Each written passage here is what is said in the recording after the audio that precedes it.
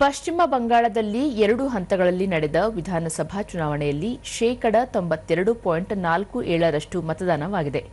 ಇದು ಸ್ವಾತಂತ್ರ್ಯದ ನಂತರ ರಾಜ್ಯದಲ್ಲಿ ನಡೆದ ಅತ್ಯಧಿಕ ಮತದಾನವಾಗಿದೆ.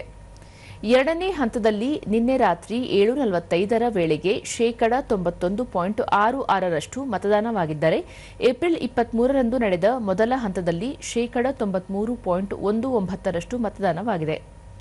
ಒಟ್ಟಾರೆ 92.47% ಮತದಾನವಾಗಿದೆ. 2011ರ ವಿಧಾನಸಭಾ ಚುನಾವಣೆಯಲ್ಲಿ ಪಶ್ಚಿಮ ಬಂಗಾಳದಲ್ಲಿ 84.72% ಮತದಾನವಾಗಿದ್ದು ಹಿಂದಿನ ದಾಖಲೆ. 2003ರ ವಿಧಾನಸಭಾ ಚುನಾವಣೆಯಲ್ಲಿ ತ್ರಿಪುರಾ 93.61% ಮತದಾನದೊಂದಿಗೆ ಅತಿ ಹೆಚ್ಚು ಮತದಾನದಲ್ಲಿ ಪಾಲ್ಗೊಂಡ ರಾಷ್ಟ್ರೀಯ ದಾಖಲೆಯನ್ನು ಹೊಂದಿದೆ.